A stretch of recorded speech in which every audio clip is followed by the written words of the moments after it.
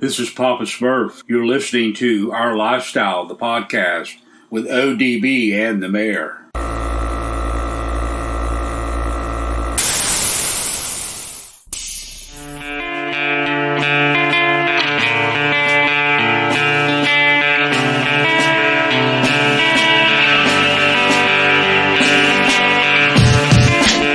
Bang it out. I love it when you say bang it out. Yo, it's Our Lifestyle Podcast, OLP, coming at you 293. And I think I heard him coughing a second ago, puffing on a cigarillo. Was that Miggity Mike the Mayor, or was that his Hammer and Hank? No, Hammer and Hank, homie. This is Miggity Mike the Mayor. What's up, homie? Dude, episode 293, man. I hope you're doing well, brother. Are you ready for this one, dude? Another jam-packed episode. Bro, it's always a jam-packed episode, especially when you got ODB coming up with the guest list and that long-ass guest list of his. So who's our special guest this week, ODB? Fill us in. Well, you set me up for the lyrics, kind of like, so much drama with OLP. It's kind of hard being to the Ode to the DZ Beezy, but some Wheezy keep coming up with Sheezy like every single Wheezy or something like that. Like if I was a rapper. Something like that, yeah.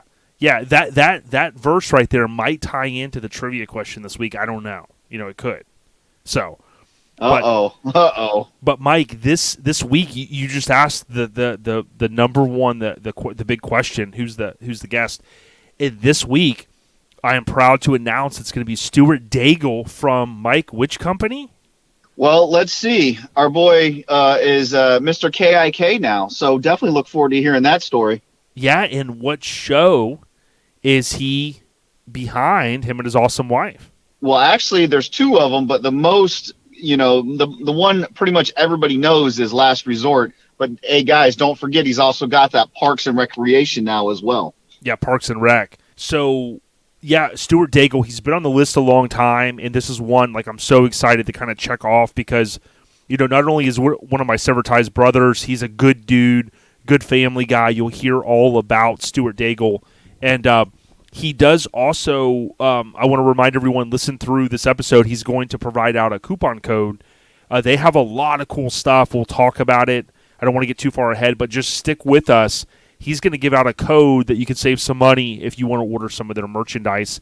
And, Mike, I think that's really cool. That's one of the first guests that I can think of that has, offered that opportunity. So big ups to Stuart, Severed, Louisiana, good dude. Now, Mike, this episode overview is brought to you by our family at Graphics Mafia. GRAPHIX, Mafia.com. You can order stickers, design work if you want to get a wrap done. If you're in the Jacksonville area, hit them up, whether you're looking for SEMA-type stickers for your windows, maybe some club decals. Buddy and Ryan will take care of you. Ain't that right, Mike? Always. Hey, buddy.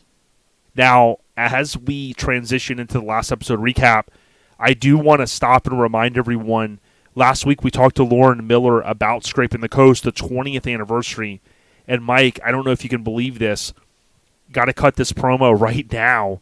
If you're listening today on Friday the 17th or over the weekend, just know STC 20, the 20th anniversary Scraping the Coast, is next weekend in Biloxi, the 24th through the 26th, kind of that 3-day event. Mike, you got to be there or be square. It's one of your favorite shows, one of my favorite shows, and I can't believe how fast time goes to bring us back to STC already. Bro, every year it's one of those shows that's always on our calendar, always look forward to it, and can't wait, man. It's always a good time, and where you'll find the OLP tent, merchandise right inside. As soon as you come in through the spectator entrance, we're going to be right there to the left. You will not be able to miss us. It's going to be a great time. ScrapingTheCoast.com. If you are going to the show, go back, please, if you haven't. Listen to the previous episode. We have Lauren on. It's kind of a shorter segment, and we talk about some key things about where trailer parking's at, the easiest way to kind of get into the back area. It's drive-through judging. Scraping the Coast, also on Facebook, of course, the late-breaking stuff will be shared through their event page. So it's going to be good stuff. But, Mike, as we jump in, and I just, this is a quick one, the last episode recap, As everyone knows, if you're a longtime listener or a listener of the last few episodes, we are kind of going bi-weekly throughout the summertime. Last week was a best of episode where we ran Chris Kudo's audio, which ironically enough was only about 2 years in age as far as the audio. But it is cool, Mike, to go and handpick some of these. Thanks to NC Florida, Tim, he came up with the concept. He goes, "Yo, don't let the streak end. Throw us some best of content." I love the idea.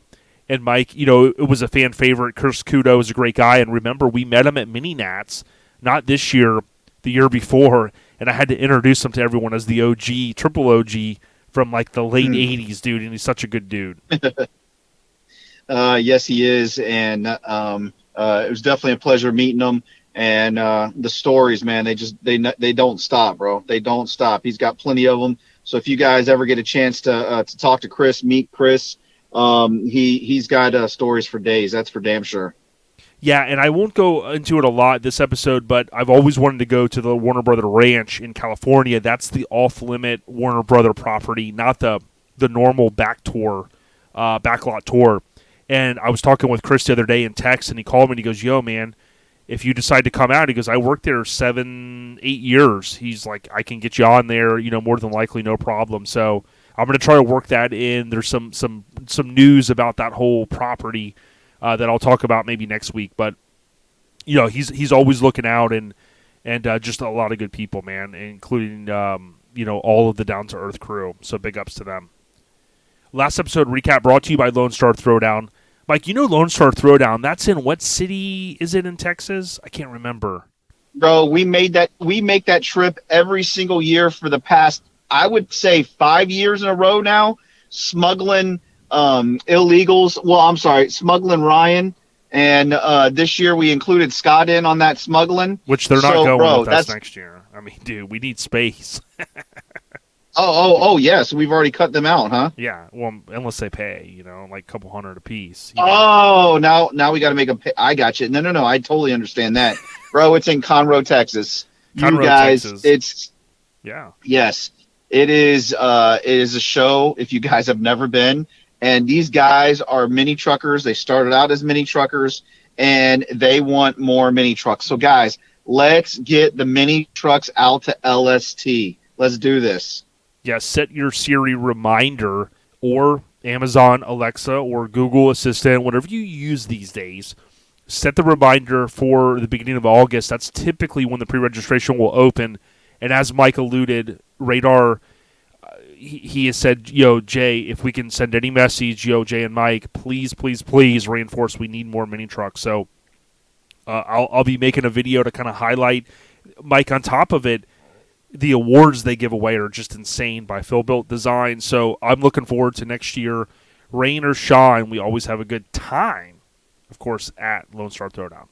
Bro, just go ahead and get used to it. It covers every weather condition you can possibly think of before, during, and after LST every single year. Dude, that's the Mike the Mayor weatherman that I know. It's like he comes on Wink Media down south, and he's like, "Hey, motherfuckers, everything's gonna happen this weekend. It's gonna be a little sunny. It is gonna rain. It's gonna be quick.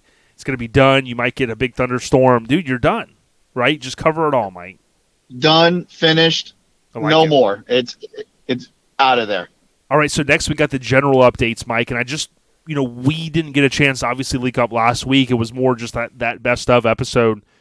What you got going on? Anything truck related? I mean, is Banana Hammock? I mean, are you chroming more parts? Gullwing and doors, Lambo and hoods and stuff, or what's going down there, or just is everything on the back burner?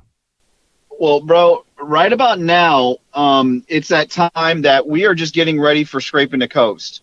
And so we're going to get ready for Scraping the Coast, Banana Hammock, Project Banana Hammock, Gone Postal, Lemon Drop. Bro, this damn thing's got so many fucking nicknames. I've lost track, man. Now I got Shannon calling it Big Bird, which I'm like, Big Bird? Why the hell would you call it Big Bird? But why would you call it Big Bird? Maybe Tweety Bird, but not Big Bird. Yeah. So, but hey, Scraping the Coast is coming up, and obviously we want to get some more mini trucks of Scraping the Coast as well. And but after that, we're going to finish off the year, and then we're hoping to get some. The next thing that we'll be doing is going to be interior wise. So that'll be the next thing that we're looking to do for Project Banana Hammock, Lemon Drop, Tweety Bird, Big Yeller, whatever the hell you want to call it. That damn yellow Mazda. That's what's next on the radar is some interior. Well, it looks good cruising. I still can't get over the video from Sparks in the Park. The video of you cruising, of course, I had to take it, and it was Bill from Aftermath, I think, that actually filmed it. And you guys were rolling, and I put it to some old LL, like a classic joint. But how was he filming that? Was he like dangling out doing like the Mach 1 media deal, or was he did he have like a selfie stick Willie that he was getting them low shots? Well, actually, that was one of my Aftermath brothers, Kerry. Oh, Kerry, that's Kerry right. Daigle.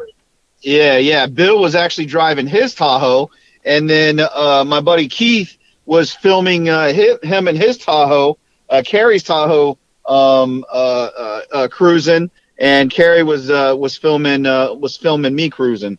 So that was just the good old sitting bitch in the passenger seat and hanging out with the iPhone and doing the damn deal.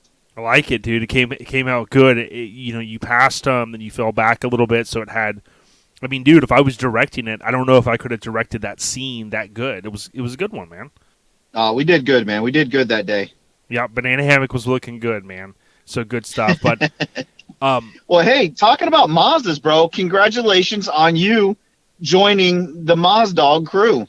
Dude, man, I'm coming over the top ropes, dude. Lambo in this, Suicide in that, Chrome and everything, dude. My buddy goes, yo, I'm getting a Mazda. And I go, man, why? And he goes, dude, I'm coming for Mike. And I go, dude, come on, man.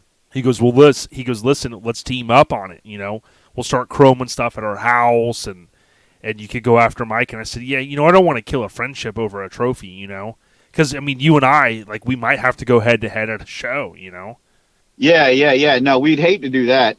Well, here's the deal. Just like our boy Scotty the Body, until y'all body drop these Mazdas, we're in a whole nother class, homie. We're not even in the same class. Man, that's effed up, dude. But, I mean, dude, I've already started chroming stuff, dude. I'm calling in all the big dogs. I said, man, I may not even have to body drop it if I just, go crazy with body mods. I might have your ass, No, I'm sorry. Once you start getting the damn body drop done, then we can talk. I'm thinking of one of the big mods I want to do is a crazy dancing bed. Remember the one we saw at Mini Nats? Okay, Mini Nats is one of our favorite shows. Every April, you guys know, Mini Nats is on top. When you think about Mini Nats and you think about that truck, with the crazy dancing bed, I want to kind of even take it to the level of like having like when you go to the tractor pools, the what is it called, the big trucks, the Monster Jam, and like those Monster trucks, Jam, there you go, kind of shooting fire and stuff, and I want to make a dancing bed like kind of that level, and maybe team up with someone that knows more about dancing beds than I do. Well, I don't know about a crazy dancing bed, but how about we just get a tilt bed? I don't know. See, Jeremy French, I'd have to run my homie Tilt Bed Evolution, coming up Aces 7 on Instagram. I'd have to get with him and kind of go, yo, man, I want to do a tilt bed. I mean, I'm kind of in your territory. Are we cool? You know what I'm saying? Because that's that respect level. But then I might go, yo, Jeremy, let's flip the script and do like, do a bed that is like next level. And Mike, I'm not even making this up, dude. I just thought of this. There's a guy on Instagram. I don't know how long I've been following him, but he jumps in his tilt bed. He jumps in his dancing bed at his house, and he's parked like in front of the house on the normal driveway, and he's hitting the switches, and it takes him all the way up to the roof, and then I think he climbs on the roof, dude. I was like, man, that's like next level. You don't even need a ladder, dude. Bro, if what we could do, we could get the ladder match going. Yes. We can get a wrestling match going off the back of the damn crazy dancing bed. Dude, I like that, man. And we'd have to get Diggity Dom and DJ Mays in the mix there. You know what? I think DJ Mays, he'd be what do they call the guys that are kind of the announcers? You know what I mean? We got Ruben the Booker. Ruben could kind of book the matches. And then we got DJ Mays. I think he's got that real radio voice. He could kind of get in there. He's got the mic master, MIC mic master. Yeah. He'd be getting that gimmick going. Dude, I'm telling you, man, we could. I got to find the guy's Instagram. I apologize, I don't have it right here, but literally, some of you guys know what I'm talking about. He jumps in the bed of the truck, and he's like, wah, wah, wah, wah, and he's like, boom, up at the roof. You could even do that for some of your home watch business. If you were to do that on your Mazda, you could kind of pull up and be like, oh, yeah, you got a leaf up there you need me to take down? No problem. Let me back the truck in. And then, boom, And then you could also, at that point, I'm going to need at some point for you to get the magnets on the side of the truck because we got to do more promotion, for the podcast. Oh, absolutely. So absolutely. No, I definitely agree with that. But yeah, I'll be sharing more. If you go out on YouTube, you'll see that I did do a video thanks to Josh, locally, good dude, just a great guy. Ended up wanting to punt the truck and kind of focus on his other Mini, the 520, and I'm so thankful that I kind of had been looking for about a year, looking at different trucks, and I'm like, I don't know. I don't want anything else, but I am going to drive the truck a lot. I drove it last night. It's a 90 Cab Plus B2200, I think technically it is, so I'm looking forward to it, Mike. But thanks, man. Now I'm just trying to stay on the rise, bro. But listen, I'm not going to go crazy with this truck. We're kidding around right now. I made a promise to my wife, look, this is a driver. This is kind of if it can't be done in a weekend, not a body drop. Okay, hold on. I'm talking like pull the seats, do some sound deadening, some window tint, I'm not buying underglow it. lighting. I'm not buying it. If it's not in that, like, take it apart and put it back together in a weekend, dude, I hate to say blah, it's blah, not, blah, blah, blah, blah, blah. So, I got to get I'm with not buying it. I got to get with DJ Mays, dude. If I get underglow lighting, okay, and I Lambo maybe the driver door, you're done, dude. Let's be honest. I mean, I've already got more body mods than you, and all that's happened is the bumper's been removed. So, I mean, I'm telling you what, if we could somehow get the Bill Cox shows going again, dude, I've got an old phone that I know I can set in that. If that gives me the one edge point I need, you're done, dude. You're done. Well, unfortunately, you might not think so, might not look like it, but I got a few more body mods than a suicide one door. All right, just saying. Lambo. Well, Mike, the general updates is brought to you by our family, Joey Dilworth at Get Decked. What a great guy. Mike, there's been an explosion of different shows and companies doing the skate decks, and I'm proud to say that you, as well as our friend over at Welch's Chop Shop, you guys pushed us to kind of take the metal signs and the skate decks to the next level, and Joey has done that for us. And Mike, I know my understanding is you could be in some trouble if you get pulled over going to Scraping the Coast with that many skate decks. Well, hey, like you said, Scraping the Coast, 2 weeks. Joey has hooked up Scraping the Coast with some badass skate decks with all their artwork, and hands down, one of my favorite artworks of all time has got that damn Impala on it, and those colors on that are badass. So that one is definitely coming back home with me. That shirt is coming back home with me. Once again, every single year, Fuel Market kills it on their artwork, but it looks really good on those skate decks that Joey made up for Scraping the Coast. So make sure you guys are at Scraping the Coast 2 weeks to get your chance to get a skate deck, because that's the only place you're going to be able to get them is actually at the show at Scraping the Coast. Yeah, 1 week from the day that this drops, so the 24th through the 26th. Okay. My bad. Big ups to Joey at Get Decked. Look him up on Facebook or Instagram.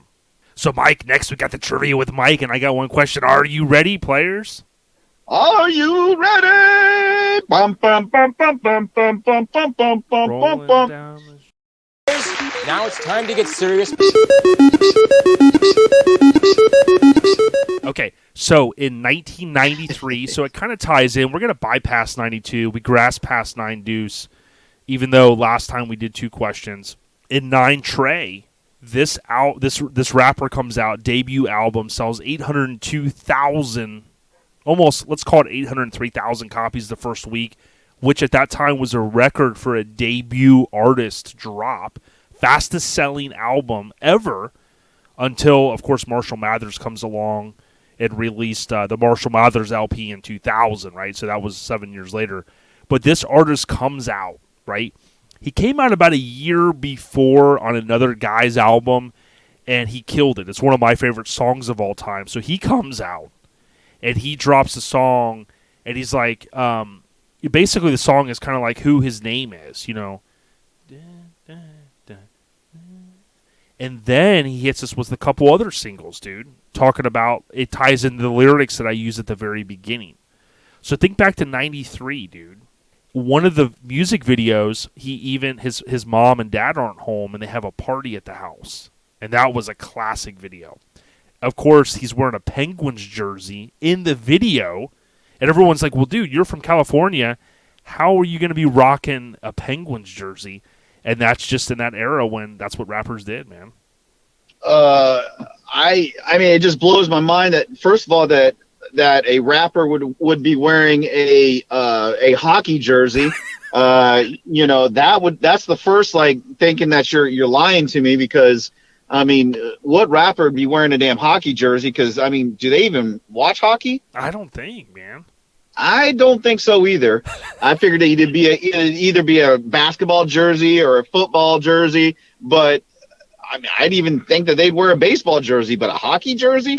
So I think you might be trying to pull one on, pull one over on me. No, that is true. And you know, it's two of his favorite colors, black and yellow. You know, I mean, Penguins. Black and yellow, black and yellow, black and yellow. No, wait, let me take that back. Go ahead. No, go ahead. I was kidding. Go ahead. Yeah, black and yellow. No. All right, black and yellow. All right. Well, I'm just going to go ahead and say it because I know people, because, you know, I listen to other podcasts, and these other podcasts are always talking shit about, I wish he would just say Disney. The answer. But Glenn, you know, hey, guys, make sure y'all are checking out Custom, you know, Car Scene podcast, Custom podcast, because those two dudes, Custom Scene podcast, because those two dudes are some pretty funny dudes. But you know what? F those guys, because they're always like, oh, I wish he would just say the answer instead of prolonging it. If he knows it or he doesn't know it. And then, you know, you got all those guys are, oh, well, he's delaying because he's trying to find the answer on Google. And it's like, guys, come on, man. Really? Jesus. But, man, my guess is going to be Dre, Dr. Dre. I don't know if I'm right. I'm probably wrong. But that's my guess. So close. At the beginning, I did a spinoff of with so much drama in the LBC. It's kind of hard being Snoop double G. Yeah. But I somehow keep coming up with funky ass shit like every single day. Dude, it was Doggy Style, but you were close. I mean, dude, I'm gonna give you a half a tick mark because Dre did produce it. He did produce the album. Dre did produce it, but as soon as because I remember. When you said that, my first thing was Snoop Dogg, because I know he was always. I don't remember him always wearing hockey jerseys, because I always remember him wearing the damn Oakland Raider jerseys and shit. But you know, hey, whatever. Yeah, and he also, I think, in the same video, the Gin and Juice video, he has a Boston Is it Whalers? He has another hockey jersey on, so it's crazy, man. Wow. Well, hey, and see, you switched it up on me. I'm expecting a damn movie. Yeah, man, I did my research on movies for 93, and you went off and you switched it up on me. And because everybody knows that you got the rap game on lock, you got the movies, all those you're like the encyclopedia for all this nonsense that nobody even cares about. You got that shit on lock. Man, you're too kind. You're too kind, brother. The Trivia with Mike this week brought to you by AccuAir. If you haven't heard, AccuAir is back and they're bigger than ever. Go to AccuAir.com. You can order parts. They direct ship. You can, of course, reach out to your favorite retailer and purchase those as well. But on top of that, they do have merchandise available. I think they even sell wheel stands now. That's a big thing. A lot of people love to promote what they've got on their vehicle. AccuAir.com, of course, on YouTube as well. They're constantly dropping new videos, and I think their latest video might be the Battle in Bama video. Go check it out. Our fellow Floridian Matt Middleton, his truck is the thumbnail for the Battle in Bama video. So big ups to AccuAir. Absolutely, and props to our boy Matt. Love that kid and his little boy K Dog. They're always listening to OLP, and yes, K Dog always says, "Are you down with OLP?" Yeah. You know me. Hell yeah! It sounds like you're digging for a beer in a cooler there, man. Get me one, dog. Hang on 1 second. I'll get one for you. All right, here it is. You got it? Yep. Thanks, man. Hey, the mountains are nice and purple too. Love it.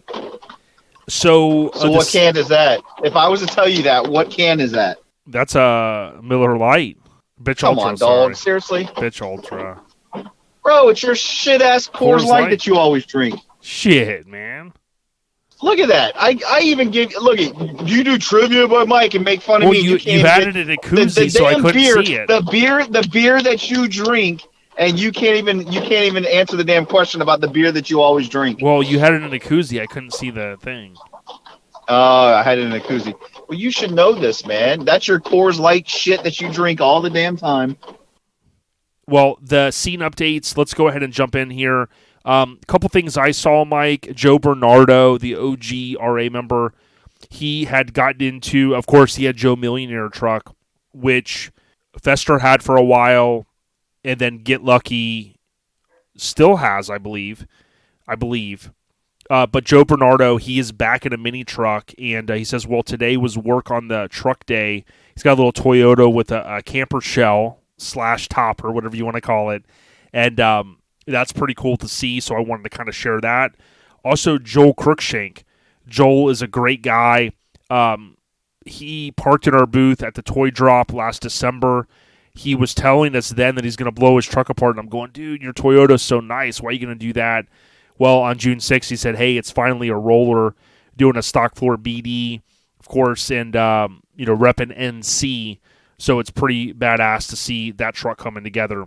Also, a guy that I met through the Lincoln community, Nick Humrick. I'd like to get him on Lincoln Attic Podcast at one point, but he recently posted, I came across some pics of my old S10 Blazer, my first ever complete paint job with tribal flames. Not bad for a tri-stage candy. And man, it's a super, super clean Blazer. And it's pretty cool. When I met Nick, he's kind of talked about some of his early days in mini trucking, but it was pretty cool to actually see some of those old photos that he dug up. The other thing that I thought was awesome, and I think it was Ron Vineyard, he had shared World's Greatest Event, which I believe was Bonton's event. He put out 60 photos, and it's so cool. I love when people take the time to scan some of these photos and dig up this history, and I mean, just some amazing, amazing photos. I shared a couple of them, and always thankful to see this old, what I call old gold, man. I mean, it's literally the history of our scene, and I'm thankful to be able to kind of share some of that with you guys as well. My ears perk up whenever I see that kind of stuff, which is good. I also saw that Jason Bell from Southeast Mini Truckin' Nationals, he released Far From Losing shirt, which is, of course, cruising the mean streets of Maggie Valley, and it's going to be the special edition Mini Nats shirt, and man, is it a freaking awesome shirt. And once Mike stops digging through the cooler there, I'll ask Mike what he thinks of the new artwork with Far From Losing. Well, bro, you bring up Far From Losing, Mr. Tom Jenkins. I don't know if you've seen it, but Mr. Jenkins has got himself a new mini truck, and congrats on that new mini truck there, buddy. Yeah, I did see that. That thing is badass. And talking about Tom Jenkins, his good friend Joey reached out to us, and he's got an announcement that he's going to be making here in the near future. So stay tuned. It does have something to do with the baddest mini truck show in the whole nation, Mini Nats. So make sure you guys stay tuned for that announcement coming soon. Oh yeah. Hey, are you digging in the cooler still? Bro, does it sound like I'm digging in a cooler? Yeah, because you brought this up twice now. Yeah, it sounds like you're like putting your hand in and just circling it around. Oh, well, right now it is absolutely monsooning Oh, it's here. monsooning. See, I thought you were digging for another brewski for me, man. No, bro. I've given up on you. You didn't even know what kind of can that your beer that you drink was in. You know, when I said something about the mountains. Listen, you don't hand me a damn beer in a fucking White Claw koozie, Mike. I'm sick of it, man. I mean, dude, don't try to peddle your White Claw on me. Well, bro, you supposedly have been drinking. Dude, you killed like 48 packs, like 3 or 4 of them at Mini Nats the last trip that we took for 2 days. And it was like, hey, you got any more of those brewskis? Yeah. I need another brewski. Jake, put some suntan lotion on and shut up. I don't need no damn suntan lotion. Anyway, Eastbound Get Down. January 13th through the 15th, Daytona Beach, Florida, 2023. Vendor registration is open. You can go to the website eastboundgetdownshow.com and register as a vendor.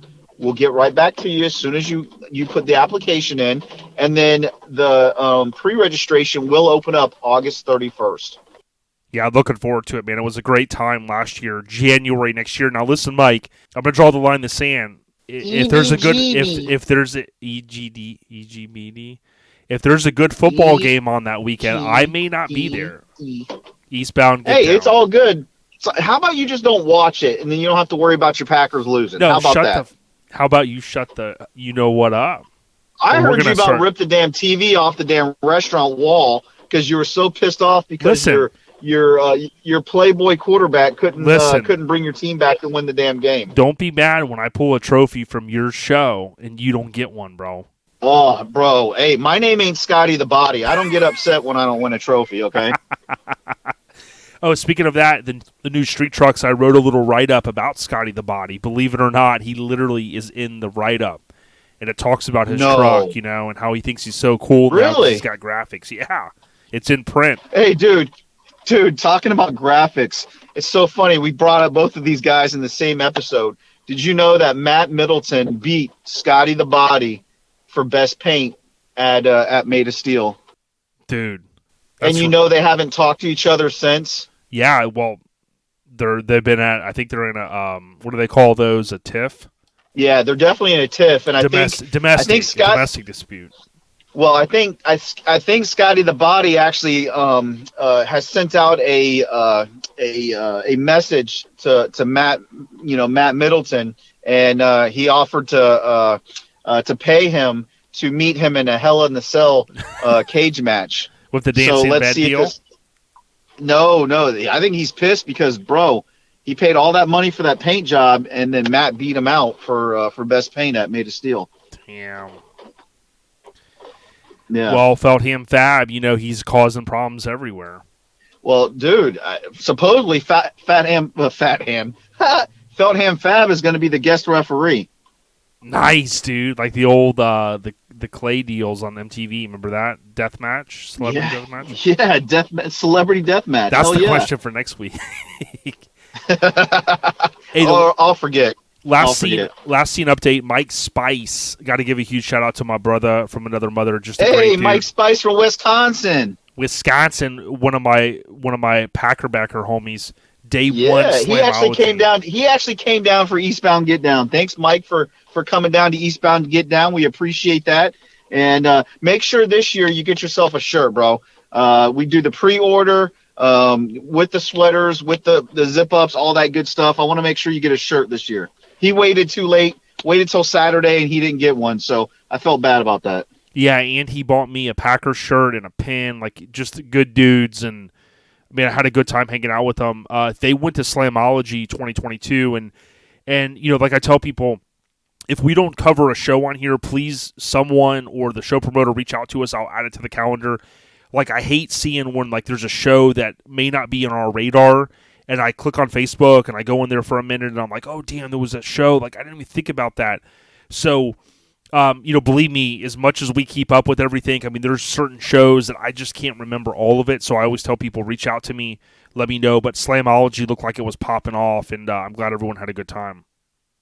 Absolutely. Every year, man, they do a great job. And, of course, our boy DJ Mays was there DJing it, all weekend long. So hats off to him for putting another another show under his belt and doing the damn thing.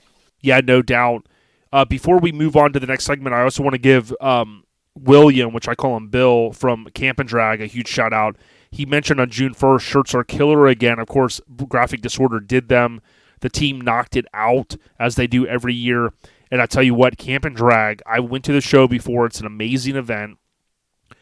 Their artwork continues just to be spot on, dude. From some of the colors and some of the themes they've done, I got to really give a tip of the cap. I mean, dude, they're really forging a great lane. Of course, no strangers to the scene. Many of us know Camp and Drag. It's one hell of a weekend, and if you haven't ever been, please, please, please try to go this year or in the future. Well, hats off to Eric and crew, because those guys over Graphic Disorder, man, they never disappoint, never let us down, and they just keep making show shirts great every single show, every single year. They just keep getting better and better as they go. Yeah, they do, brother. The scene updates this week brought to you by Garage Gear Clothing. Hit up garagegearclothing.com. They've got garage gear for girls. They have, of course, the kids on lock in terms of the awesome merchandise, and then they have sport trucks, muscle cars, dualies, mini trucks, you name it. They got a good mix of stuff. You can, of course, hit them up at different shows, but they're part of the OLP fam, garagegearclothing.com. Mike, really the only other thing I wanted to cover were some of the shows. Now, we did kind of originally, I said I'm going to try to hit on this maybe once a month, but because we scaled back a little bit, I do want to just hit on a few of the upcoming shows. I do still have a few that I need to add to our OLP calendar. And Mike, I would remind people to go to ourlifestylepodcast.com. On the left side, you'll see there's a little menu, not the drop-down menu, but underneath that, you'll see the official OLP show calendar. I know it's super easy to subscribe if you have an iPhone. If you have an Android, you can shoot us an email, ourlifestylepodcast@gmail.com, and I'll send you the link, and you can subscribe to the calendar. But, Mike, kind of in scope right now, we got Scraping the Coast this weekend, in 1 week. Same weekend as East Tennessee Showdown, which is an amazing, amazing event. I've talked about this before. East Tennessee Showdown's the 24th and 25th, kind of that one-day show. Hit them up on Facebook or Instagram. Justin and team, great people. Mike, then we're going to basically have 4th of July weekend. And then the weekend after 4th of July is Southern Tradition. Canton, Georgia, Waka and team, great folks. Mike, they go to a lot of shows. They support the scene. And I tell you what, that is a fun show to go to. Camp and Drag is going to be the following weekend, the 15th through the 17th. So now we're in August. So you have Southern Tradition will be the 9th and 10th. The following weekend is going to be Camp and Drag, the 15th through the 17th. A couple weeks after that is Slamboree, which is August 6th. The weekend after that is the Spark Show, the 12th, 13th, and 14th, up in Sevierville, Tennessee. By the way, they won our Show of the Year for 2021. Great people, thesparkshow.com. And then, of course, that's the same weekend, Mike, as the Northwest Cruise to the Pines, which is, of course, in the Northwest. I think that's all I want to cover right now as far as the shows, Mike. What did I maybe miss? I'm hoping I'm not missing anything in between, but that's kind of what we got on our radar. Bro, I think you got it all covered, man. Basically, hey, it's about that time. I just heard the dinner bell ringing, and Shannon's got that, come and get it look on her face. So it's time for me to get off here and go get my grub on, brother. All right, brother. Have a great night, man. We'll talk soon. Hey, sounds good, man. Airhead Nation, live low. We out. So Mike is out. Last two updates, Graphics Mafia. So Mike has dropped the key show updates brought to you by the West Coast Influence. You can visit minitruckfilm.com. Trust me, you want to buy this, add it to your collection.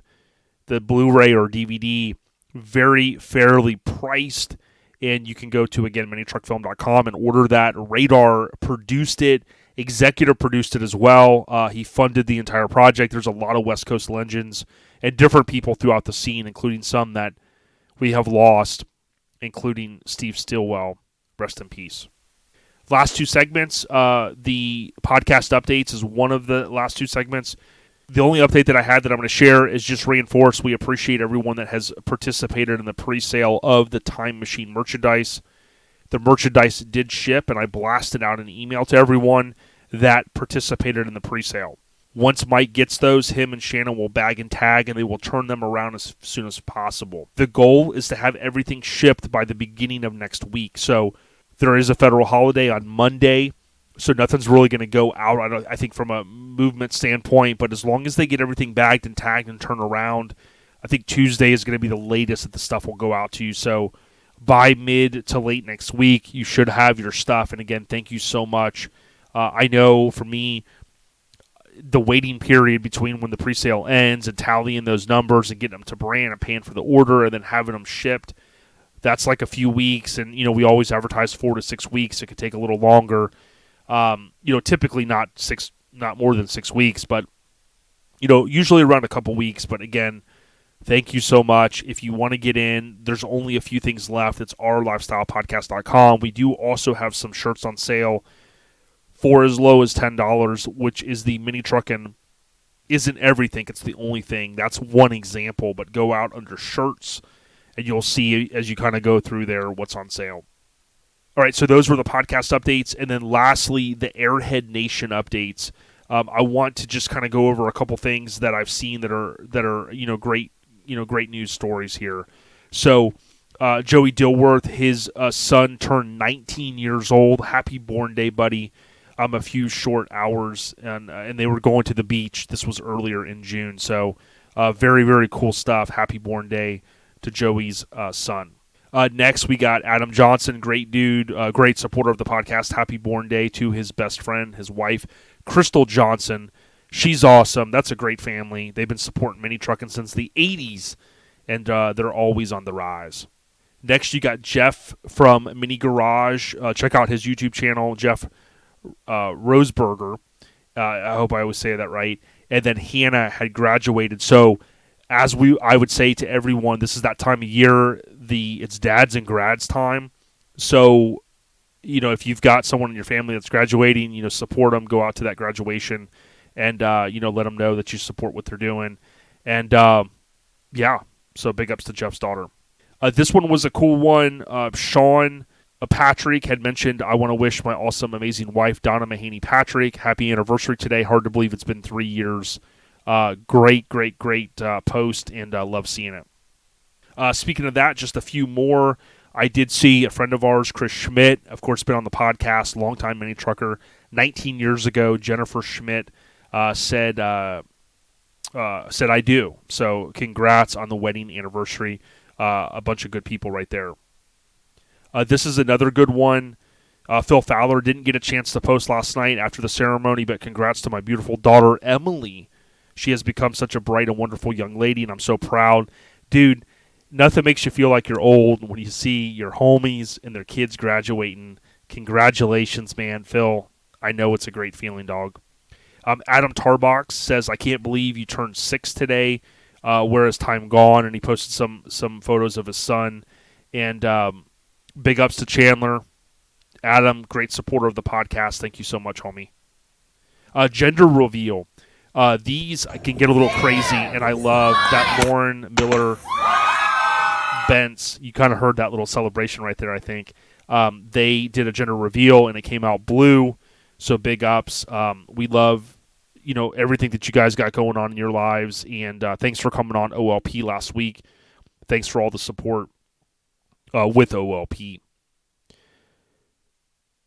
Jeff Kissick says, 15 managers, 5 district managers, and 28 years later, I gave my resignation letter to my boss today, ready to start my new journey. My first week, I'll have a 3-day weekend getting paid for the 3rd day. So, great supporter of the podcast, and keep doing what you do, homie. Best of luck in the future. And then lastly, James Crusenberry.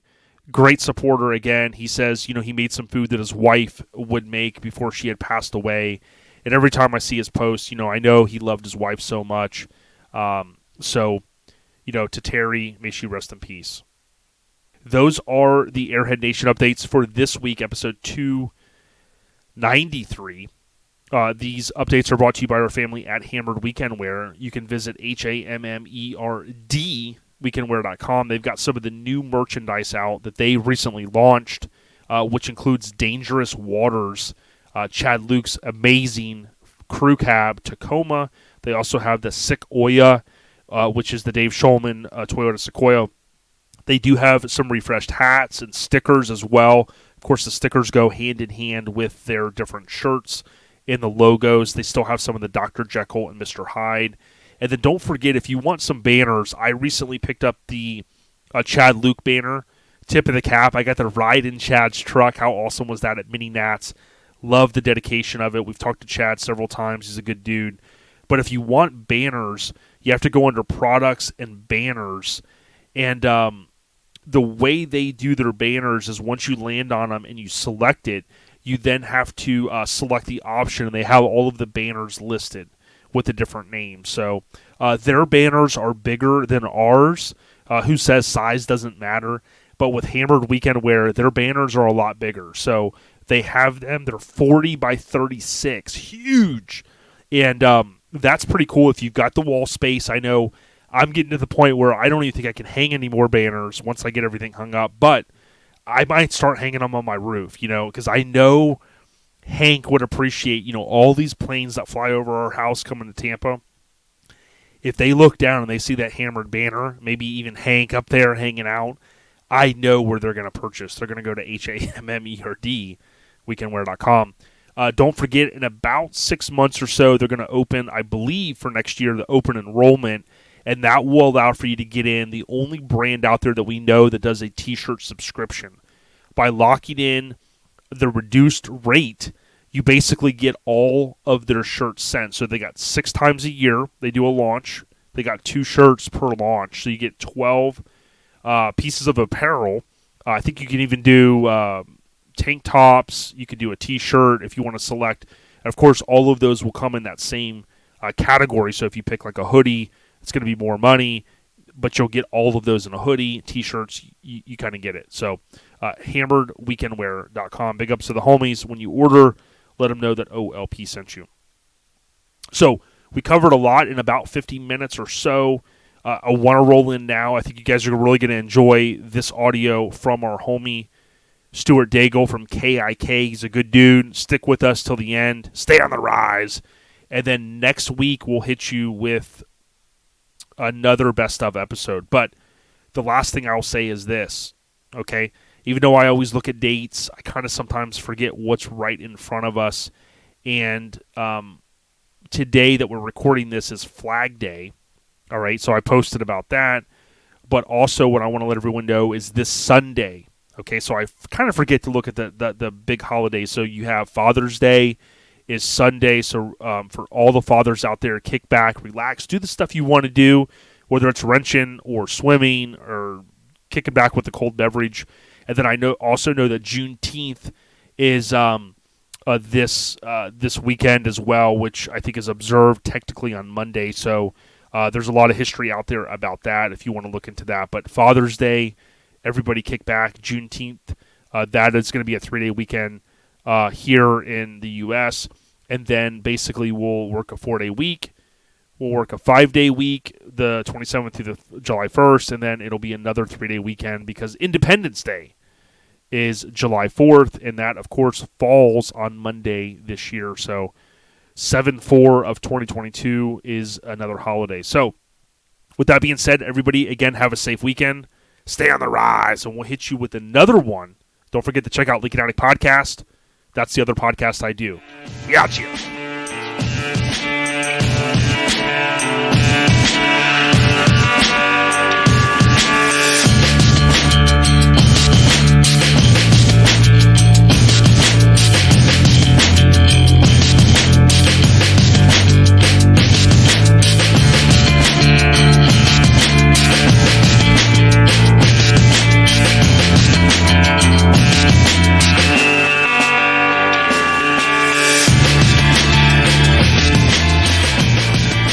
Yo, so as I mentioned, we're going to dive in here with some audio with my brother from another mother, Stuart Daigle. How you doing, my friend?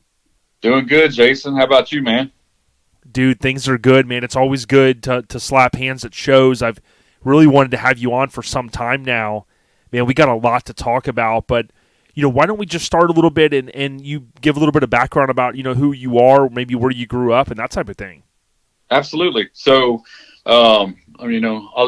more people than I realize, I guess, know who I am or have heard of me. Stuart, and from Jennings, Louisiana, where we host Last Resort. I grew up there, lived there for 36 years, and moved to Texas for a couple of years, and now I'm back home in Louisiana, just a little further east than Jennings. Married, got 2 boys, both. My oldest is going to be 16 in September, and the next one's going to be 8 in August. So hopefully they get jobs soon, start helping us out. I know, right? And we're thriving to, live the life we always wanted to, try to provide for our family and doing the things we love and hanging out in the show scene with all our awesome friends. That's the goal. Yeah, man. And your wife's, her name's Colette, right? Correct. Yeah. Colette Daigle. Yep. Colette Daigle. And, we've known each other for a long time, from the club stuff, from Severed. And, so when you were growing up in Louisiana, back in the day, what drove you guys out to Texas? Was it kind of the career move type stuff? Yeah, it was. When we were in Louisiana, in our early, or I guess late 20s, basically, Trey and Chris, obviously the founders of KIK, we were very good friends with them. We always found ourselves always wanting to go to Texas from the weekends and things like that. And then I had an opportunity at the time with my job to get a relocation to Houston, to Humble, Texas.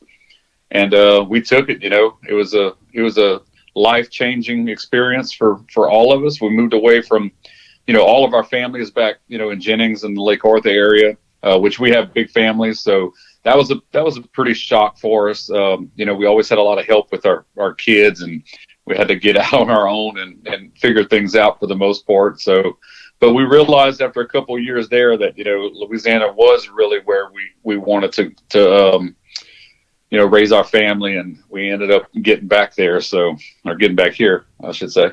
Oh yeah.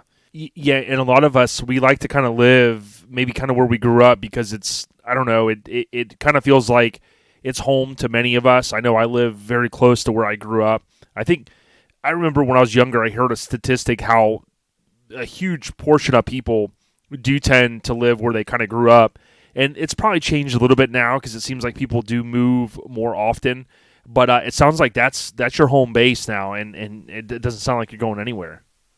No, yeah, we're in Youngsville, which is just south of Lafayette, and we love it, man. I mean, we knew that when we moved back to Louisiana, we didn't want to go, but necessarily back to Jennings, because we wanted more amenities than that.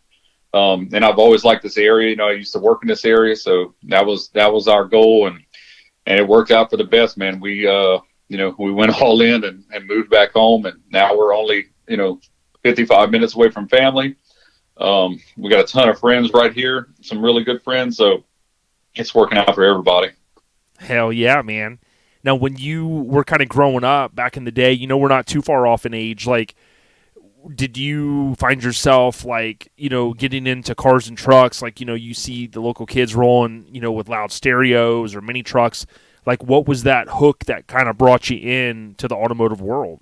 Man, I would say right when I was, I think I was 14 or 15, we moved into a new house, and I'm the oldest of 7 kids, so there's never a dull moment in our house as a child. Yeah. So at that time, I'm gonna start throwing out some OG names here, but Bubba Jones from Jennings as well, and his wife Rochelle, they used to put on the low class mini show where Last Resort is held at the All and Gas Park. And man, her family owned an electrical company, and they would pass my house every day in a static drop 88 to 98 dually, custom painted, and I would just stop as a kid and just watch it drive by every single day. And they had a couple of kids that this is back when the 88 to 98 trucks were super popular, static drop, wide wheels, hammer wheels, whatever. Yep. And that's what hooked it right there. I mean, I just saw these people drive up and pass, up and down the road past the house, and was like, man, I can't wait to have something like that one day. And then one time, my dad took me to the. We didn't make the show, I don't think, but they did used to have a little cruise up and down on Main Street, and they even had like the mayor at the time out there, and he would kind of pick out, his favorite truck. But all the mini trucks, this was, back in the 90s, so they had the neons around the speakers and the snow tops and neons and the underglow. I mean, I just remember standing there in that parade like, oh man, this is like the best thing I've ever seen. Yeah. So that there just hooked me, and it's never let off. It always amazes me how many, folks I talk about, or talk to throughout the U.S. and, different countries and stuff.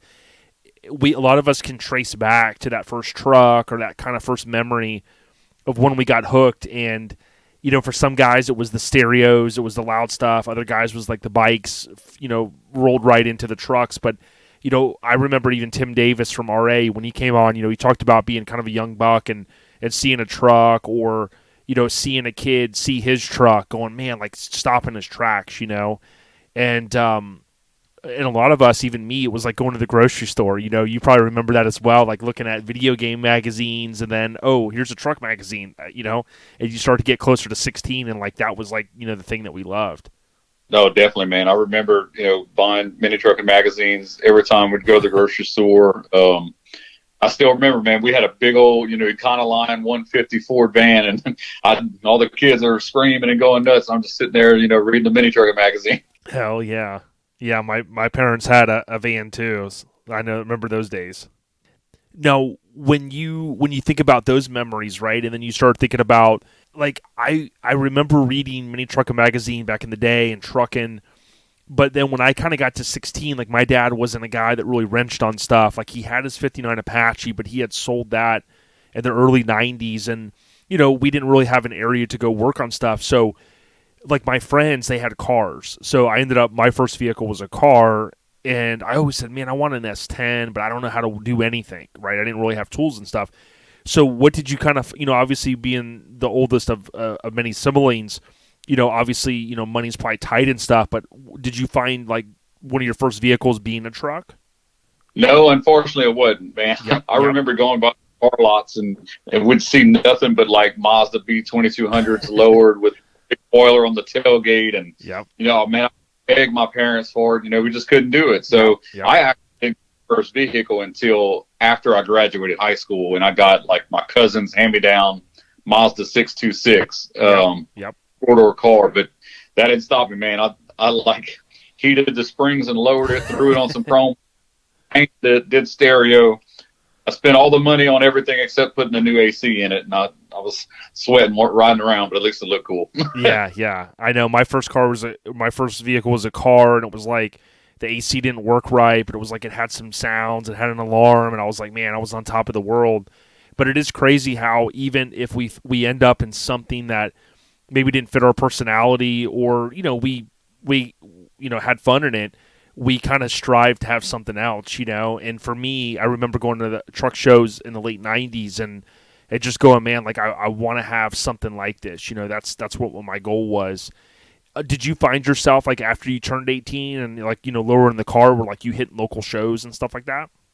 Yeah, absolutely. We I think back then it was probably a couple of years later, like the early 2000s, we'd go to Lakefront Tour in Lake Charles, and, we'd hit up a few local stuff. We used to have a show in Eunice, and then there was a club that was in town. They put on a show. They only did it 1 year, but I remember going, and I'm like, man, this is awesome. I mean, we saw a ton of trucks that are actually getting resurrected now. They were at that show. Wow. So that's like super cool to have that memories. Like, I saw that truck whenever I was, probably 21 maybe, or 20. No, yeah, I was probably 20. I saw it back then when it was like a fresh build. Yep. And to see them out again now, that's super cool. But yeah, back then, after a few cars and a few Hondas, because that's really all you could afford, then Fast and the Furious hit, and everybody got on this import craze. And, I rode that wave for quite a while until like 2007, I think, is when I had my first air ride vehicle. And, man, that was it. I was done after that. Yeah, you were hooked. And, when I think of that area too, I remember talking to Craig Raleigh, and he was showing me some photos and talking about some of the old days, and I've seen some of the coverage. Like I think his truck was called Raisin Hell.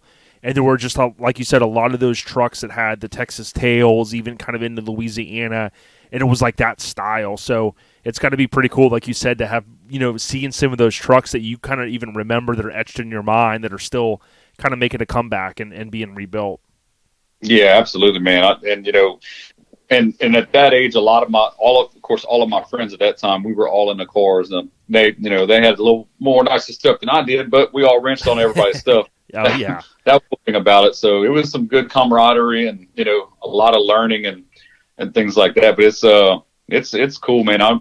This year was our first year going to mini nats, and just seeing all the mini trucks in town brought me back to those times. So I know I kick myself for having only went to Jason Bell's show, for the first time just a few years ago. I had always heard about it, and it was in Pigeon Forge and kind of changed hands and stuff, but I mean, he's done such a wonderful job of keeping it going. But I mean, dude, you guys had a great spot, and when you see how the scene is just thriving, dude, like, I mean, mini trucks are like the resurgence. I mean, I really, 10 years ago or so, I never thought it would maybe get to this level.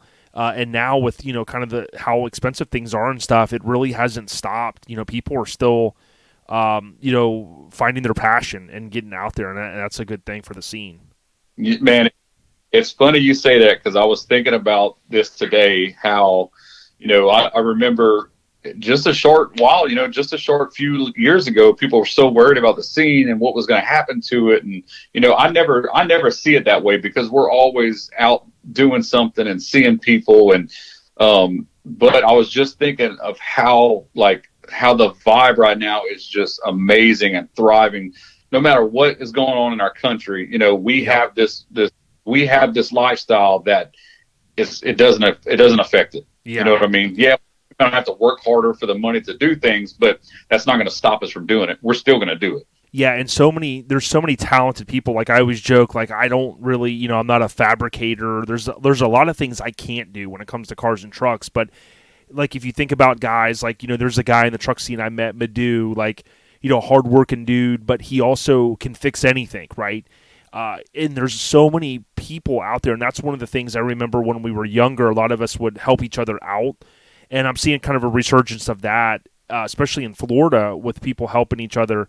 It's like there's enough talent out there to, you need bags, okay, I can do that. You know how to paint, and guys are doing whatever they got to do. But yeah, like you said, as crazy as the world is right now, it's almost like, we have our blinders on in this scene, and we're like, nobody's going to mess with us, Exactly, man. And not just from KIK stuff, but I've seen, I guess I feel like I've seen this in the past couple of years even more, is that, people are going back to supporting each other and their endeavors, whether it's, Jason at Thorbeck Brothers, or, it's Lowrider Depot, or whatever it is, they're back to supporting these people versus, I feel like 8 years ago, people were, it's not like they didn't want to support anybody, but man, it's like they were scrounging so hard, and they just tried to, beat everybody up on price. And, it didn't matter who it was, as long as the price was the cheapest, they were getting it. Yeah. And now I feel like it's kind of turned another page, and it's like, what, I'm buying it from them because I support them. Yep.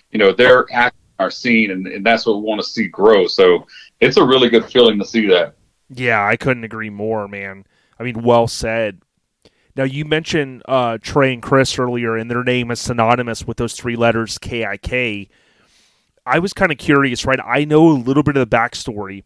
Would you mind kind of sharing, obviously you guys were friends, right? And then there's kind of this like event or a couple of events on their side. Like, talk to us a little bit about the backstory and how KIK ends up kind of where it is today, and then we'll kind of talk about some of where it's at now, Yeah, absolutely. So, as everybody probably knows or has heard before, KIK was started on April Fool's Day in 2004 by Trey and Chris. We met them in 2008 at Scraping the Coast, I believe is when we formally, met them in person. Yep. Of course, back then, social media wasn't what it was today. So, seeing people at shows was, that was the excitement. Yeah. You finally get to them, and you don't have, other than like getting on like Street Source or something, or, any other forums, that's the other communication we had. But so, kind of hit it off, man. We became friends, and they, my first year for Last Resort was 2008, and they came out, and I think it was somewhere around 2011 that they became the title sponsor of Last Resort. And man, our friendship, it blossomed crazy. And it's like now running KIK, I look back and I'm like, wow, like, we both helped each other grow these two things that we love so much into things that we never thought it would ever turn into. So, and everybody knows in 2017, it was actually the time that we relocated to Texas. I actually had my truck, Greystone, was stored in their shop for a month. I remember that. And that's when Harvey hit. And, we left Texas to actually come back to Louisiana to evacuate. I told my wife, I said, let's swing by and get my truck. And she's like, no, it's safe there. It's in a shop. They've never flooded, blah, blah, blah. Well, lo and behold, they got like 8 foot of water. So, and I just remember, Trey's like, man, I'm so sorry. I did everything I could. I put it on jack stand. I'm like, dude, I don't care about the truck. Like, that's not, I like it, but it wasn't like devastating to me because I was watching what they were going through. And it's like, if anybody doesn't know, they ran KIK out of their home. They had 5 acres of land. They had a house. They had 2 shops, and that's where they ran KIK. So, this flood comes through, it wipes everything completely out. They're in their toter home in the middle of the road, and they still have to get rescued by boat. So like there's legitimately nothing left, So we get down the road a few months, and of course, I'm asking them, hey, what about KIK? And they're like, oh, right now, we got to get our life back together. We don't know. And then it was to the point where they were ready for a life change. They were ready, and it took them 15 years to build, or 14 years to build KIK to where it was at that point. Mm-hmm. And they would have had to start basically from scratch because there was no flood insurance. They weren't in a flood zone, to try to build that company back to where it was. They had to, they used every ounce of money and energy to rebuild their home. That way they had something to live in. So all of the extra stuff, now, no doubt they would have probably grew back, because those guys are wonderful and they have a huge support system. But they took that opportunity to say, hey, look, maybe this is the time that, we make a change. And, they were ready. I think, that was almost like the end of a chapter. And they said, look, we want to get to we want to move. We want to do all of this. And man, we talked to them so much, and it wasn't just because of them. I just had such a passion for the brand. I'm like, look, man, this can't go away. This is a part of our industry. This is, I just remember being in a small town, there's not a lot of mini truckers around. And if you saw anybody with that logo on, you knew there were other people like you around, and that was the best thing. And when I traveled a lot for work, I was traveling, I was doing 4 flights a week, traveling every single week. And you'd see people in airports with it. It's like, hey, man, look, there's a car guy. We just knew that. It's not like somebody with a Nitto tire hat. That's specific to our scene. We knew that was somebody that was in it. But so anyway, in 2019, Colette and I, we took over KIK, and we've been hitting the ground running ever since, man. We always tell Chris and Trey, and Chris is always like, oh my God, you're all doing great. And I'm like, man, I still don't feel like we're filling their shoes, so to speak. Because I feel like, they had such a great presence in the scene, and they're super good people, man. So we're just trying our best not to, to put our 2.0 spin on the brand, I guess is the best way to put it. And to keep thriving, man, and to adjust with the times. Because now, I'm looking back on things that they used to do and things that we do now. It is an adjustment because I just want to go back and do everything they did. But I have to remember, hey, we're 10 years or we're 15 years down the road now, so we got to change it up a little bit. Yeah. Well, and for those that don't know, like, with Stuart talking about, this devastating storm, like literally I remember seeing the photos, and I was like at a loss for words, because like if you think about it, if you walk outside your house right now, this is what I remember. If you walk outside your house right now, you walk out, turn around, you look at your house, you're like, okay, the water was like up to like the soffit. like underneath, where the ends of your, gables or whatever you want to call it, where like, where your roof kind of extends out over your house, right? That little area.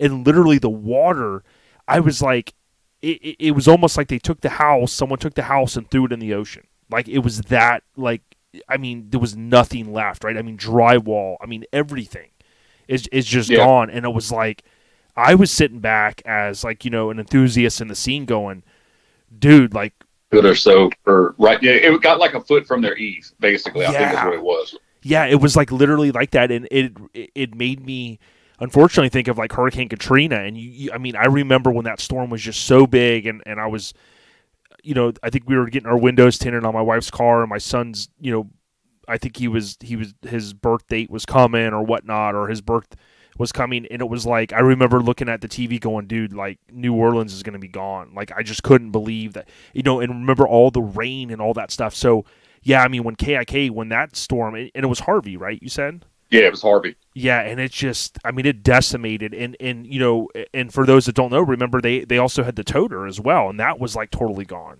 Yeah, that was, they had nothing left but flooded items pretty much. We had this, and one thing, they're so humble people. They would never ask for help. Yep.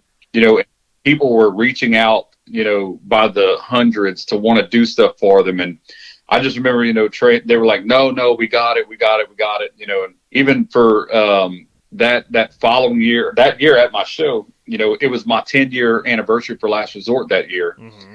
And we decided, we put together an auction for them, and I think we raised like, I don't know, 14,000 or whatever. And I remember like Chris was so mad at me. I was like, dude, this is, I don't have the means to just write you a check and help. Sure. So this is the way I'm going to help. Yep. We're all going to pull in this together. And man, everybody from across the country sent auction items. It was amazing. I know. I just remember walking off the stage after the auction. I walked behind the stage, and I couldn't even hold it together, man. I was crying like a baby. Yeah. It was just awesome to see everybody come together for that. And so we pulled together a quote unquote KIK cleanup day. So there was a group of about 40 people that showed up at their house, and man, they just did everything we could to help them clean out the office, get all the items out of it, get everything dried up. They had people showing up with just truckloads of items, toilet paper. And so we had like a whole inventory thing going on in the other shop, and people were ripping the tile out of the house and just doing as much as we could in a weekend to help them, get a fresh start and to go on to their next step. So It was amazing, man.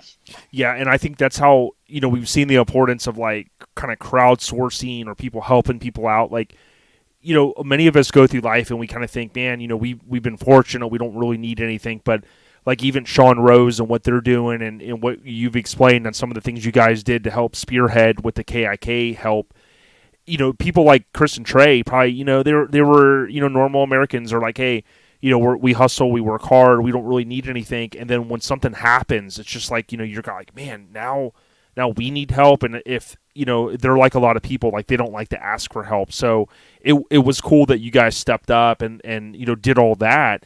And that was before you probably ever had, an inkling of, man, maybe, you weren't thinking about buying the brand at that point. Basically, you're just going, hey, let's help our friends.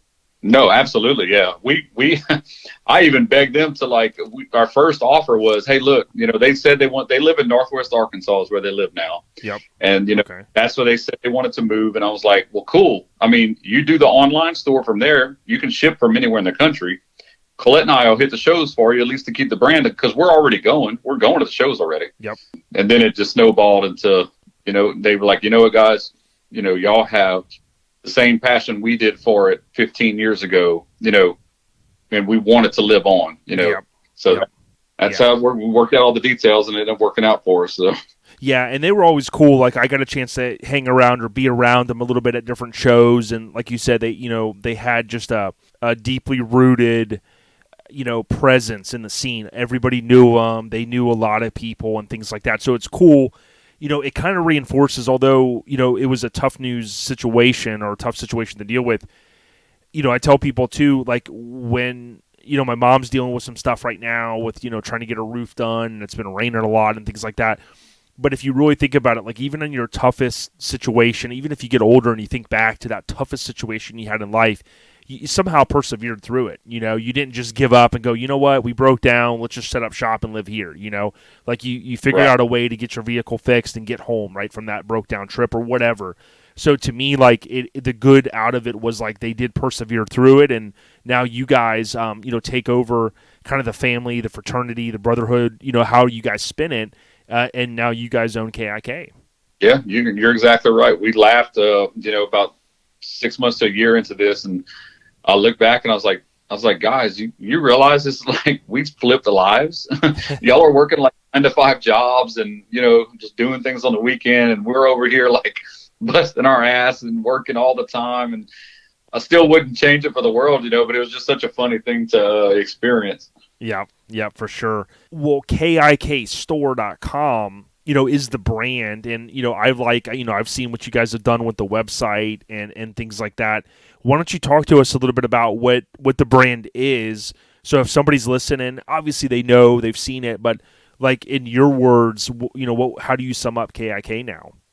So, there's a couple of, and you hit it. There's a couple of taglines that I've been trying to push here in the last couple of years, and everybody knows is that KIK. A lot of people mess up and call it KIK. It's not KIK. It is KIK. It stands for Kustom Ink Klothing. But one time we were at a show, and then somebody said they were on the phone with somebody, and they said, "Yeah, I'm at the KIK store," and I was like, "Man, that's it." I'm going to put tag. And that's even like we call our trailer the KIK store, so that's what I really wanted to keep pushing along as we go forward. But if I had explained to anybody that wasn't, familiar with us, I would say that what you just said earlier, they created a brand as a brotherhood, a fraternity, some common ground for people that are in this industry, something common for them to have and to love. It's a lifestyle brand, if you want to call it something like that. We're big on the KIK family thing, and obviously, hey, we're all adults. We love to have a great time. We love to party, but we also love having all our friends and their kids around, and just seeing everybody having a good time, at the shows and making all these memories with everybody. So. Yeah, and I love just looking at KIKstore.com, seeing some of the slogans, as I call them, in my head, and they kind of, they make me laugh, and they're in a good way. It makes me, like, when I wear my KIK gear, I always think, like, this is a good family brand, like you said, but also some of the slogans are classic, and I remember just the presence that they had, even going to, like, Texas shows. Like, so many folks had that logo was, like, etched in my mind, so it's pretty cool to see like what you guys are doing, like even like the "I Love My Husband" shirt and $20 is $20. Some of those, again, they kind of bring a chuckle, but they're awesome shirts, and they're ones that like I'd go, man, I'd wear that in a heartbeat. Right. Yeah. Don't get me wrong. We have some of ours that are, I guess you would call risque, but it's yeah. funny that, and there's plenty. And believe me, there's a lot of customers that love those shirts. And it's me too. And those are we all get that. There's those frustrating times that when you're wearing, you feel it. You just don't want to say. Yeah. But yeah, you're right. Colette, I always have a bunch of different ideas, and Colette kind of reels me back sometimes because she does love. And I don't know if Trey had anything to do with this, but I'm probably going to say he was on the backside of it. But Chris had a great vision for doing things for the women of the scene. For doing things that were classy for their shirts, and doing stuff for the younger people in the scene too. So she was always really good at that. And Colette, I see, is the same way. So I'm really happy about that because we can all say something funny. I think it's great to throw on a T-shirt, but to have people or a customer base that in all walks of life have something to be able to buy from you, that's a challenge in itself. So I think we're doing a pretty good job at keeping it something for everybody. Yeah, and there's only a few brands I can think of in our scene, especially with one of our partners, Garage Gear Clothing. But what you guys do, and I think Colette, like you said, plays a big role in it, is when I go to KIKstore.com and I look at the shirts and then the women's, like the colors, the themes, like I'm looking at the one that says "I love shoes, booze, and guys with tattoos, right? Like cool slogan shirts, but like awesome colors. And I think, in my opinion, you guys have one of the best selection of like ladies gear out there, which I think is just great because as we've established with some of our lady guests, there's a huge presence of women, whether it be someone that's built a truck in our scene or someone that's just a wife that loves going to shows. Absolutely. Well, and I think a lot of times, and we've seen it a lot, whether it's a girlfriend or a wife or whatever, this gives them something that's, let's say they're not even really into this, but they see a shirt like, like one of ours that says, be your own kind of beautiful. Well, that's not necessarily truck related. So that is something that they could, purchase and wear to any event. So it's nothing that you're having to get that's only have something to do with vehicles. That is part of the brand itself, is to, encompass everybody into it. Yeah, and I think a couple of my recent favorite ones, I love the tan lines and tailgates. What a cool kind of slogan, but also one that one of the local DJ guys used to always kind of say, stop making, he kind of said different versions, so I like your version, stop making stupid people famous. Like, again, it has a little bit for everyone, and to your point, some of us have plenty of truck shirts, right? So you guys have plenty of shirts, including one of my favorites, Stay Humble, Hustle Hard, like that kind of fits everyone. Right, exactly. Yeah, that's one thing I always loved growing up. I didn't always look for truck shirts just because, I didn't have very many trucks and, couldn't relate to any. But this was more of a universal brand that, fit everybody. It didn't matter what you were driving. So that's what I always loved about it. And that's what we really, now don't get me wrong, we still, we have our pinstripe series. Where we try to throw some dedicated body styles onto those for those guys. And, we do some other things with trucks incorporated in them, like our drinking club has a truck problem and, like on the tailgates, and our other big, our other pretty popular ones, the Chucks and Cheeks. It's the silhouette of a girl sitting in the back of a truck, with her legs over the bedside.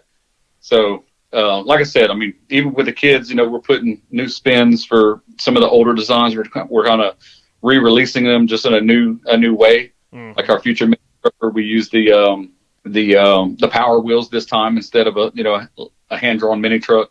So it's going pretty good, man. And we have a laundry list of designs we'd love to release, but obviously, we got to chew a little bit at a time. Quick break for podcast identification. You're listening to OLP with our guest, Stuart Daigle, the man, the homie. Stuart, before we jump back into the interview already in progress, I heard you're itching to drop a KIK discount code for the Airhead Nation, and my understanding is it's going to be available for a little while for those that are just getting caught up on the podcast. Yeah, that's right, Jason. To celebrate, this is our 18th year in business, so we came up with a code for just for the podcast. So the special code for the discount's going to be all caps OLP KIK 18, so 18 OLP KIK 18, and that'll give you 18% off anything on the website, and we're going to keep it live for you guys for 6 months. Dude, that's awesome. Thank you so much, Stuart. And everyone, go out, like we said, KIKstore.com. Enter that code OLPKIK18, all caps, no spaces, and get down with KIK and the KIK family. Back to the interview already in progress. Yeah, smart. Now, one other aspect of KIK Store that a lot of people may not know about, and you could have some listeners out there that are like, man, their ears might perk up. You guys have built off of what Trey and Chris had built off of with the club stuff, right? So you have kind of deep inroads with a lot of good clubs, right? Clubs make up our truck scene in many ways. But when I go to KIKstore.com, there's 8, 10, 12 clubs out there. Whether it's a smaller club or a bigger club, are they able to reach out to you guys to say, hey, I want to start doing some embroidery and things like that? Can you talk to us a little bit about that? Or do you guys just draw the line with the clubs that you guys got now? No, I'm glad you brought that up. And I'll be the first. I didn't even tell Colette I was doing this. You're getting you're getting some excitement. Oh boy, cool. Probably gonna get in trouble for this. So up until now, we really didn't want to bring this out until our shop was done and we were really moved into it, so that we could handle the workload. Now we're up to like 3 embroidery machines. I was like killing myself on just one. We finally ordered the dual head, so now we have 3. But to answer the first part of your question, yes, any club that wants to reach out, they're looking for a single source to be able to go on and buy embroidery items, or we will do some screen print stuff, but it just has to be some minimums on that, obviously because of the way that's set up. Mm-hmm. We have a little checklist that if they want to reach out, we'll show them, what we can offer. And if that's something they want to do, we can absolutely set them up. And basically what we'll do is we'll run it like for a year, and, as long as their sales stay consistent, we'll keep the stores open. But if they kind of fall off where, they found another outlet or their plug fizzled out, whatever that may be, then it'll get removed, obviously, once we talk to them. But the other part is that we actually do a lot of outside work, not just KIK stuff and not just club stuff. Even if it's not truck related, we do outside work. So, we get a ton and everything that we've been doing thus far has only been by word of mouth. We haven't, like I said, we haven't put it out there, but, we do a lot of stuff for even other brands in the industry. We're doing a lot of their items. Nice. So, yeah. Are an outsourced company as well. You can reach out to us if you need, bulk items for your brand. We are accepting that as well. Cool. Yeah, and what I would encourage people is if you did have a club that that you guys want to get gear made, they do have it where it's password protected as well. So when you hover over clubs and you go to said club, you've got to enter that password before you can even kind of get in to see what those items are. So you guys have a cool setup. There's stickers, jackets, hoodies, hats, all that kind of stuff, KIKstore.com. But, yeah, I mean, the brand overall, it's, as it's a few people have bought brands in our scene, and one of the hardest things I've told people is, like, just making a brand. It's not easy, and I think you and I even talked about this one time that, it's like even this podcast, we've been doing it 6.5 years, and it's not easy to get people to go, hey, here's something cool. People tell you all the time about, oh, you got to watch a show on Netflix, and you're like, okay, cool, yeah. And, how often do you go and actually add it to your queue and watch it? Because it's like, there's so many things, right, in our lives. So to take a brand and be able to build it is hard enough. So if you have a brand like what Chris and Trey had built, you don't want to see it fizzle out. And you go, hey, we've got that same passion that you guys shared for so long. Let's carry it on. And that's kind of that's the way in my mind it kind of sums up that you guys are now that next, 2.0 of KIK. Yeah, absolutely, man. I mean, it was kind of weird, when all that was going down. Told Colette, was like, I don't know why I care so much because it's not mine. I just don't want to see it go away. And it just, I guess it was all for, it all meant something to somebody, and we all had a plan. So and it worked out. But yeah, you're right, man. Last Resort is a brand that I had to build myself, and I did it just like that as a brand, not just as a show. So that when people heard that name, they got the understanding of what it was. Oh yeah. And speaking of kind of summing up the KIK stuff, like you guys have, you've built, you got this awesome trailer. You've got, I think, an at-home shop now, right? Kind of that you guys have built recently. Yeah, so we're still in the process of completing it. Actually, we built a 24 by 24 by 10 building that we're going to move. Basically, we'll be able to unify all of our KIK that's spread out through our house and our office into one location to where we can actually have a home again and have a workspace. Amazing. And a lot of people see, Colette and I, we get afraid, and I'm sure any business owner can align with this. We get frustrated a lot because, we work a lot. We're passionate about what we do. We have kids, we have life. There's all things going on. And we're like, man, I wish we were doing better. I wish we were making more money. But then we turn around and look and we're like, yeah, but look what we did in the past year. In the past year, yep. we've had to put culverts in our front yard to be able to lay a driveway down, to be able to park our new trailer, to be able to, so that it could be backed up to our new shop. I mean, we've been doing work and work and work like it's nonstop.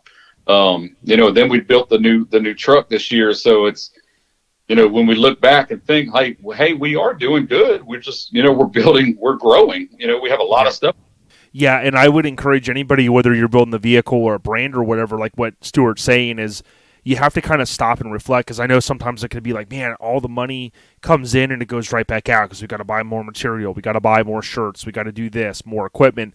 But it's like you have to stop and kind of take an inventory to go, look at all the good that we've done. We've been able to get the equipment and stuff, because eventually, as the scales are going to tip, and it sounds like they've already kind of tipped for you guys in the good way. But it's like if you just keep plugging away and you plug it away, and after a certain point, it's going to be like, oh, wow, all that hard work. Now we're kind of seeing, like my dad used to say, the famous saying, the fruits of the labor. You know what I mean? Absolutely, man. And all of my adult career, all of my experience has been in outside sales and marketing. And, I've never been on the real heavy business side of things as far as, numbers and things like that until like the last 5 years. But, I was talking to a buddy of mine that, he's a business owner, and I told him, I said, man, we're getting close, in a few more years, we're going to have a lot of stuff that will be out of our way. And then we should really see a huge difference, in our situation. And, he said, yeah, dude, so you're right on track. 5 to 7 years is, about what it takes, especially when you're trying to build something. Luckily, we didn't have to build a brand. We just had to make it, continue it. But we did have to build the backside of the business again. We had to get trailers and a shop and inventory machines and everything else to go along with it. Yeah, 100%, man. And, keep doing what you guys are doing. It's like you said, it's really paying off. And speaking of, you kind of hinted at, you guys had built a new hauler, the 8-lug hauler, right? And that thing looks so good. Yeah, we had the Tahoe, which I absolutely loved, but we were just struggling going to shows with it. Then I had a buyer I kind of couldn't pass up, and we weren't really ready to buy something else. But, I told Colette, I said, no, I think this is it. If we pass this up, we may not be able to do this for quite some time. And we already knew we needed a bigger trailer. We were bursting at the seams with our other one. So we decided to say, hey, all right, let's do it. We sold the truck, sold the Tahoe. And, I knew I wanted a diesel. I didn't want a dually because I daily drive my truck. That is my only vehicle. And I just didn't want the hassle of parking a dually everywhere that I go and having the expensive 6 tires. And so we did the 2-wheel drive single wheel deal. And lo and behold, I didn't realize that there wasn't really that much on the market for that truck. So the whole process of, putting the plan together to get it built was way harder than I thought it was going to be. But it all worked out, man. And my buddy Trey Cooley with Finer Paint and Body, he did exactly what I was looking for. I'm like you. I'm not a fabricator. Mm-hmm. I kind of nerd out on the setup part of it and the project management part of it and the parts research and doing, some of the wiring. And, we put together this, I told him, I said, look, I'm not saying money's not an issue, because it very much is, but if I have to spend $300 more on something because it's going to be better for the long run, I'm going to do it. Yeah. I've had to really hardcore budget some other builds, but this one, like we ran an engine-driven compressor because I knew we'd be traveling a lot. We did 2 7-gallon aluminum tanks because it's such a heavy truck. We did 3,800 pounds all the way around on bags because of the weight as well and for hauling. So, and I told him, I said, look, I know we're not going to body drop it, or build a frame, but I very much wanted to look neat and clean like we did. And he nailed it 100%. Yeah, if you go check out Stuart Daigle, Daigle on Facebook, you'll see some of the photos, and it looks so good. Tied in with the trailer, the kind of the two-tone. These are my favorite newer style Chevy trucks. Big wheels, like you said, low. I mean, it has just all of the right ingredients. Now, what year is it, the truck? Mine's a 2016. 2016, yeah. I love those 16s and 15s. I mean, they look so good, and they it just came out awesome. And again, the whole setup is great, and it kind of shows, the hard work is definitely paying off. You can also keep me honest on Instagram. Instagram is Kustom Ink Klothing.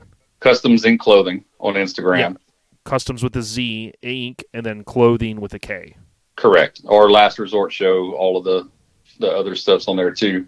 Oh, yeah. Yeah, so very cool stuff. So I do want to talk about, you mentioned the Last Resort Show. I know it's lastresortshow.com. It's every October. You kind of talked about some of the milestones and things like that. Talk to us a little bit about, the excitement that you guys have coming for this year, 2022, which is, again, just what, God, I know you're probably not thinking it's only 4.5 months away. Yeah, now that you say it like that. I know, right? Yeah, so this is our 15-year anniversary year. We're very excited. One thing, the parish that we're in and the city, Jennings, they've supported us so much throughout the years. It's unreal. We're now basically the biggest event in the area. So we do bring in a lot of tourism for the area, which is awesome for them. And I like to, that's my hometown. I want to see them thrive and do different things. So in our venue that we have, it's, I guess if I had to explain the show to anybody that's never been there, imagine the biggest tailgating event you've ever been to with the most relaxed atmosphere. We do on-site camping. People they're cooking at their campsites. They're just hanging around. They're playing, cornhole or whatever games. Of course, we have DJ and all the club game stuff throughout, and the kids games over the Saturdays. And every Friday night we do a hospitality night where we cook for about 200 people. Typically we do a gumbo is what we normally do. And we'll have that again. But this year we're going to be bringing in something extra on the hospitality night. We have a local band that's going to come and play live for us after the food. So we'll have a little bit extra on the Friday night. We still have some other stuff that we're not releasing yet that may happen on the Saturday. So that's now that I know I have 4.5 months away, we got to work on that. But I know, right? Sorry about that. No, just kidding. No, it's all good. We typically average about 500 cars, 500 entries. People, RVs, and it's a huge layout. We typically max out between 20 and 22 vendors. We have plenty more vendors on the list, but I said from the very beginning, I wanted my show to lay out a certain way, to have a certain vibe. I just didn't want everything scattered everywhere. I wanted it nice and neat and flow really good, and I think it's worked out very well for us over the years. We have some really good attendance. Our patrons that come, man, they're the most respectful people, because you really can't imagine, but we have in reference about 1,500 to sometimes 2,000 people there for 3 days straight. And we're talking about overnight, they're camping there. So of course we have security, but now don't get me wrong, in the early years, we've had some issues here and there and we've handled them, but we've grown that reputation as, hey, this is a zero tolerance event. This is a family friendly during the day. Hey, party at night, just respect your neighbors, respect the staff, respect the town that you're in, and it's been amazing. It really has. The cool story is, man, my mom, when I talked about that house we moved into earlier, and I was friends with all these car guys at first, I asked my mom, I was like, hey, can we have a barbecue over here? Because we never really invited people like that over. And she's like, yeah, sure. So we had some land in the back, and we parked all our cars out there. We were taking pictures and doing all kind of stuff. And, my mom thought it was the silliest thing. And it was probably 4 years ago, maybe, my mom comes up to me at the show and man, she's just crying. I'm like, oh my God, what's wrong? She's like, I finally get it. I finally see it. You guys work so hard at this, because, a lot of people see it and they don't understand what it takes to put on an event like this and the hours. You'll never get what you put into these things just because of times like, let's say tonight, I'm not getting paid to sit there and talk on the phone. Sure. Sure. Part of the passion, but and she's like, man, I finally get it. I always thought that at some time you'd grow out of this, and and you haven't. This turned into your lifestyle. I was like, yeah. So, I don't hunt, I don't fish, I don't do any of that other stuff. This is my life. All of this. Yeah. Yeah, I know. It's almost like when the skateboarders, when you see the interviews with their parents, like Tony Hawk, and they go, I remember when he was a little kid and he was on this board, and how many of them think like, oh yeah, he's going to be a millionaire one day for riding this little skate deck. It takes time for it to kind of hit into their minds. But October 21st to the 23rd, per lastresortshow.com, at the Louisiana Oil and Gas Park in Jennings, Louisiana. And the other thing is, on the main website, you can see the video there. And it kind of gives you the insight from 2020, what this event is like. And I know people that have been to it. I know that they love it. It's a great, like you said, family atmosphere. I would encourage people, if they go to ourlifestylepodcast.com, on the left side, click on the official OLP show calendar. You can subscribe there. It's a little bit easier with an iPhone or Apple device, but we do have this event on our calendar So, you can go in there and you can see all of these different car shows. This is one of a couple. I think we have one on our calendar right now for October, and yeah, I know you guys have hustled hard. You're on Instagram. You're on lastresortshow.com, but I know. It's like you said. It takes a village. It takes family. It takes friends. It takes a lot of effort. But the truck scene, I know, especially in that area, everybody loves that show, man. And it's cool to see that it's really paying off for you guys. Yeah, we appreciate it, man. And I tell you, every time on the Sunday, and we're watching, we're done with the awards, and people are just kind of like, a lot of them obviously leave and they head out, but they do have like a small group every once in a while. They're just like, man, we just don't want to leave. We're just going to hang out for the day. It's like, yeah. Hey, do what you want, but I got to clean up. Exactly. No, that's good. That's how that it's people appreciate that they're like, hey, I'm not ready to go back to reality yet, and that's kick ass. But we talked about a lot, and you did mention one thing we didn't get a chance to hit on was like the Tahoe that you guys had built. I remember it was featured in Street Trucks, and I think that features on streettrucksmag.com. So keep me honest there, but I mean, that thing came out awesome, but you guys were also able to sell that, which helped kind of fold into some of the newer stuff that you guys got. Yeah, absolutely, man. Getting the diesel was definitely something we needed to do. And we really weren't even prepared to buy the trailer that we did, but we got to the point. I told Clay, I said, look, of course prices were starting to go up. So we started inquiring and getting in cost, and we knew we still had to build stuff to it. We didn't get it fully built. And, we just had a goal in mind, man. We knew what we wanted to do, and we just had to go for it. That's one thing that has probably been the craziest thing to talk about this whole situation with KIK is, I left a job that was, very good job, and I told Colette, I said, dude, I'm all in. Like, let's just cash out and go for it. The worst that can happen is I'm flipping burgers at McDonald's. Right. That's the worst that can happen. And man, we did it. And it's like, and I'm sure every business owner can kind of relate, but it's like every month there's a new challenge, and, we just, we keep hitting it, and if I had any advice for anybody that was on the fence about doing their own thing, break it down to where it's simple for you. Figure out what you need a day just to be able to cover yourself. And when you figure out how simple that is, it'll blow your mind. Yeah, what a way to look at it, man. I mean, again, I love breaking things down easy, and that's a good way to think about things. If you go on streettrucksmag.com and you search, I just searched his last name, you'll see laid out in Louisiana, last resort event coverage. You'll also see KIK 2008 Tahoe bagged on 26s. That was a killer feature with some cool rolling shots and whatnot. But yeah, I mean, Stuart, it's always real. Again, I know we didn't talk a lot about the Severed Ties connection. We're obviously both in Severed, and you guys have been holding it down a long time, well respected in the truck scene throughout the country. You and your wife, and it's always cool to see you guys at shows and to see the success. And it's been fun to kind of just sit down and reminisce a little bit, but also talk about all the good times to come. And I wish you guys all the best. But, man, was there anything else that we maybe didn't hit on that you want to hit, brother? Man, I think that's it. For everybody listening, I mean, from the bottom of our hearts, man, from our kids, we appreciate all the love and support, whether it's, on the KIK side of the shows that we attempt to put on and have. We just had Park and Rec a couple of weeks ago, which is the second year show.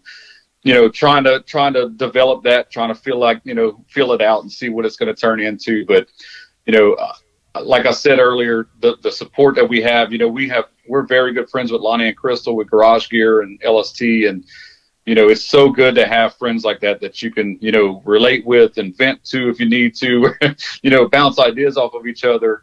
I love to see that everybody's in it for the right reasons, and I hope that continues to go. And, if you want to support anything in the scene, make sure you go to a show, regardless if it's as a spectator or, buy that item that your friend's business is selling or whatever that may be. You don't realize how much those little things will make a difference in some of these small companies' lives.